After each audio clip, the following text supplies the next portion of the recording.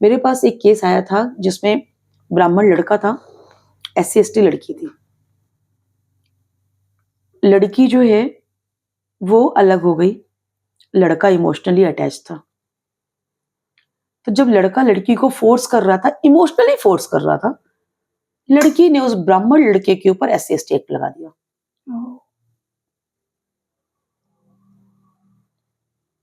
और ये लोग साथ रह रहे थे या अफेयर में थे? नहीं, ये लिव इन में थे। पूरा ग्रेजुएशन बीटेक या बी ऐसा कुछ था इनका, पूरा ग्रेजुएशन साथ में थे।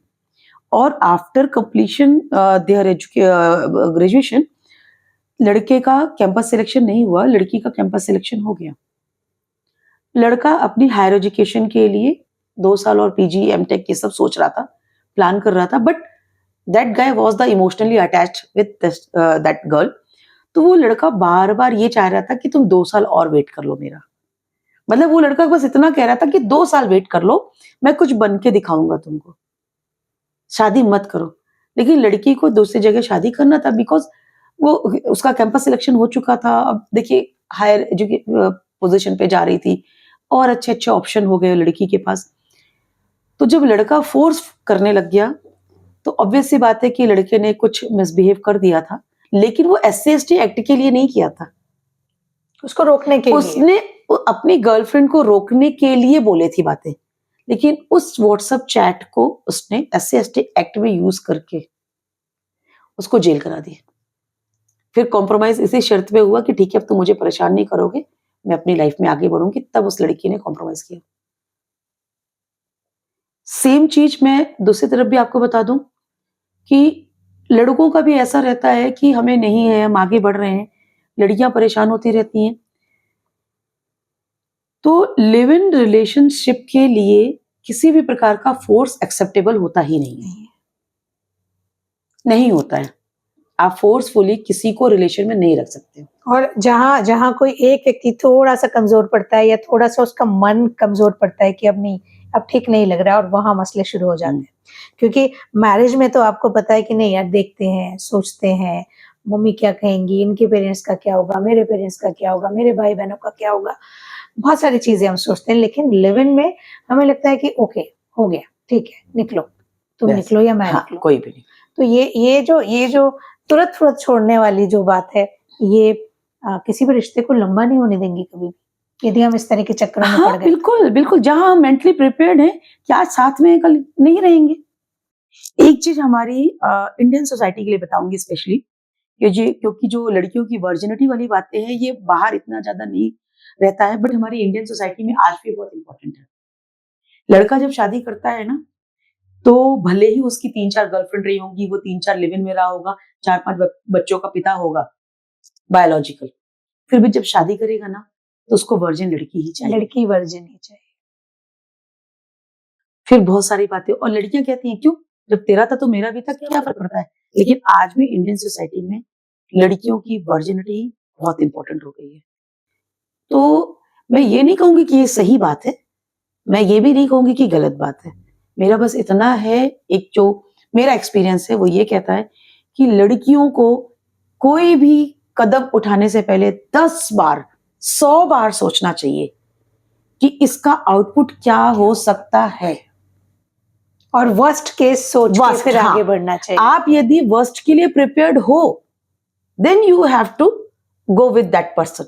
अगर आप वर्स्ट के लिए प्रिपेयर्ड नहीं हो, आप वीक हो, तो प्लीज बैकफुट पे आ जाओ, क्योंकि आप डिप्रेशन में जाओगी, फिर आप दूसरे प्रॉब्लम्स में जाओगी। बहुत प्रॉब्लम्स होती हैं। आप बच्चा पैदा ना होने पाए उसके लिए प्रिकॉशंस लेते हो। लड़के कंडोम यूज कर लिए तब तो गुड, बट नॉर्मली लड़के यूज नहीं करते हैं बिकॉज वो उसके साथ फिर एंजॉय नहीं कर पाएंगे। लड़कियों को बोलते हैं कि आप पिल्स लो। लड़कियां यदि पिल्स ले रही हैं तो कहीं ना कहीं लड़कियों का जो रिप्रोडक्टिव सिस्टम है, फर्टिलिटी पर बहुत ज्यादा प्रॉब्लम आती है, और बाद में जब वो कंसीव करना चाहती हैं तो तब नहीं होता है। लड़कियां अगर 2-3 एबॉर्शन करा चुकी हैं और जब वो शादी के बाद फिर बच्चा चाह रही हैं तो may be they not conceive नहीं करेंगे। बिल्कुल इसी प्रकार से लड़कों के लिए भी कुछ चीजें सामने आई हैं लिव इन में थे या अपनी यंग एज में उन्होंने समझा ही नहीं चीजों को, एक्सेस करने के बाद उनके स्पर्म काउंट होते हैं, हाँ, जिसकी वजह से क्या कहते हैं कोई हमारा लड़की प्रेग्नेंट होती है। प्रेग्नेंट होती है, तो जो जाइगोट बनने के लिए जरूरी होते हैं वो सारी चीजें फिर नहीं हो पाती हैं, तो भी दिक्कत आती है तो भी आपकी दिक्कत फैमिली में। आती है। मतलब किसी भी चीज का एक्सेस जो होता है कोई अति सर्वत्र वर्जित। इसीलिए तो नियम बनाए हुए हैं। बस क्यों बनाए हैं हमारे सीनियर्स ने या बुजुर्गों ने नियम? क्योंकि उन्हें पता था ये सब, उन्होंने भी जिंदगियां जी हैं, इसीलिए कुछ नियम बनाए हैं। तो सोसाइटी को चलाने के लिए अगर कुछ नियम बने हैं, उनको मान लेने में कोई बुराई कोई भी, तो मेरा ये मतलब है कि आप केवल और केवल सोशली सोच रहे हो, बट मैं आपको साइंटिफिकली भी बताना चाह रही हूँ कि किसी भी चीज को आप एक्सेस में कर रहे हो तो उसके जो रिजल्ट आने वाले हैं उसके लिए आपको मेंटली प्रिपेयर्ड रहना पड़ेगा। इसीलिए कहा जाता था एक सर्टेन एज पे शादी हो जानी चाहिए, एक सर्टेन एज पर बच्चे हो जाने चाहिए। आजकल लिव इन के चक्कर में होता क्या है, लड़के लड़कियां लंबी एज तक अनमैरिड रहते हैं, And they do physical relationship, they do sex, but सब कुछ कर रहे हैं। and they take the different precautions, बस, और जो हाँ। बाद में लीड करता है कि फैमिली नहीं बन पाती। बस फिर उसके बाद हो गया वो परेशान होते हैं। आजकल एक बहुत बड़ा कल्चर चल रहा है मेट्रोज में, आप देखने हमारा इंदौर भी इस समय मेट्रो सिटी में ही है, तो यहाँ पे भी वो चीजें कल्चर आ गई हैं। अदरवाइज पहले मैंने तो बैंगलोर, दिल्ली, बॉम्बे ऐसे ही देखा था, पुणे में बहुत देखा था मैंने, बट मैं अब इंदौर में भी देख रही हूँ कि ये चीजें आ चुकी हैं कि लड़के लड़कियां मतलब 32, 33, 34 के हो रहे हैं, they don't want to marry, क्योंकि वो रिस्पॉन्सिबिलिटी नहीं लेना चाह रहे हैं। They are enjoying their live in relationship, वो नहीं लेना चाहते रिस्पॉन्सिबिलिटी, बच्चे ही नहीं पैदा करना चाहते हैं, किसी रिस्पॉन्सिबिलिटी में फंसना नहीं चाहते हैं। लड़की कहेगी कि मेरे को कोई खाना नहीं बनाना, मैं शादी करूंगी मेरा करियर रुक जाएगा, जब मैं अच्छे से मुझे सब चीज मिल रही है तो क्या दिक्कत है। लड़का भी बोलेगा कि नहीं मुझे कोई रिस्पॉन्सिबिलिटी नहीं लेना, शादी हो जाएगी फिर वही सास बहू के झगड़े होंगे, ये होगा वो होगा, इससे अच्छा कि बढ़िया है सब कुछ मुझे मिल रहा है, मेरी माँ भी खुश है, कोई झगड़े नहीं हो रहे हैं। पर उस समय मुझे लगता है कि ये ठीक लगता है, थोड़े समय बाद हमको समझ में आता है कि फैमिली बियॉन्ड 35 फिर उनको वो चीजें समझ में आने लगती है कि मेरा भी बच्चा होना चाहिए, जिसको मैं अपना बच्चा बोलूं, मेरे लिए जीने के लिए बहुत अच्छा होना चाहिए।